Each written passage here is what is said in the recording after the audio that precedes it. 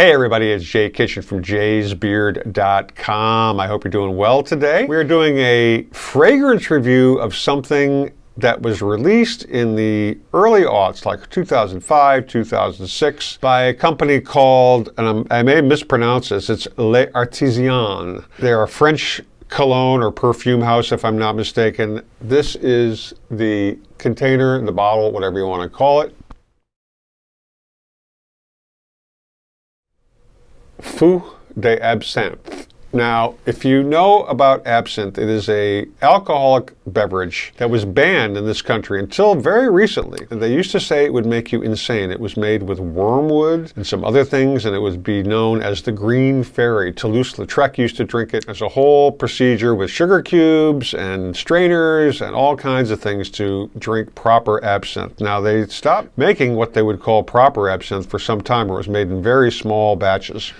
There was a huge market made in Czechoslovakia, which was not really absinthe. It was very green, super strong, like 140 proof, I believe, and very licorice tasting, black licorice, sort of like an anise, and actually Pernod, the French spirits company, they make an absinthe, and there's a couple really true ones. And you know, when you drink absinthe, you don't get increasingly drunk. You sort of reach a point where you're very buzzed. Do you see things? I mean, I've had not psychedelic experiences on absinthe, but very different than a typical alcohol-induced kind of buzz. So it's very potent, very tasty. I really like the way it tastes with that black licorice, but I'm a black licorice fiend, so, you know. But let's get to the smelling and the tasting, so to speak, of this perfume cologne.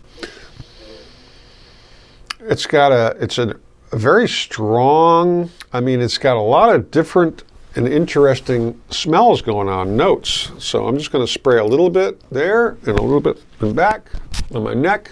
You know, you can smell the alcohol. This has been in my house for probably 15 years, I'm going to say. The smell has not deteriorated at all. So the description of this cologne on the internet basically reads like this. Absinthe, the legendary green fairy, that entrancing vixen that brings visions, addiction, and madness. Bacchanalian nights on the Moulin Rouge were fueled by this forbidden wormwood liquor that lives on the razor's edge of bitter and sweet, of cold and hot, of delirium and inspiration. Feu d'Absinthe opens with the steely grip of icy cold alcohol, enveloped by the distinctive, slightly bitter, unnervingly true note of absinthe, touched with a brisk tingle of angelica. The unique hot-cold sensation continues as the crisp, cool bite of anise contrasts with the heat of a cocktail of 4 spices before setting into a resinous blend of dry pine, fir balsam, and woody citrus. Elegant and mesmerizing, the journey from the initial bracing herbal sharpness to the deeply sweet and intoxicating mellowness at the end makes us feel for just a moment as if we had actually indulged in contraband. We would follow this green fairy anywhere. So they say that the Feu d'Absinthe notes are absinthe, star anise, dry pine, cistus, angelica flower, black currant buds, clove, ginger, nutmeg, patchouli, pepper, pine needles, and fir balsam. That is a lot of different smells, aromas, scents to kind of process in your brain and your olfactory glands. It's really subtle.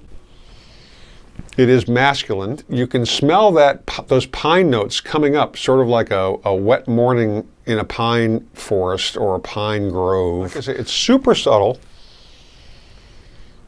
It's not a knock you out kind of get up your nose or get up your neighbor's nose sort of scent. It's very inoffensive. To me, it doesn't really, there's no notes that are really gross. It's like not, you know, they talk about patchouli in the description. There is a little bit buried, and you have to kind of really have a really good scent memory or in descriptor library to pull it out, but it's very nice. Now, the price point on this is about $200 for 100 milliliters, which is what this container is. I used to make it in smaller jars, and you can see I've used quite a bit of this. It's a really, like I say, it's super subtle, but it's got a very elegant kind of masculine scent to it. It's not really deep and intense like a Bois de Portugal or real male smoky like Tabarome kind of scents.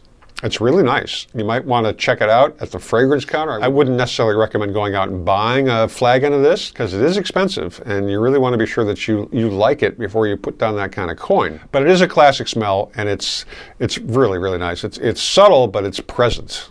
You know, if you walk into a room wearing this, people are going to notice. Not across the room, but if you're within 1 to 2 feet of someone, they will definitely pick up on it. And it's not necessarily going to be a bad kind of experience. I hope you enjoyed this review. Check out the scents. Stay lifted, stay well groomed, stay healthy. We'll check you on the next one. Cheers, everybody. We love you.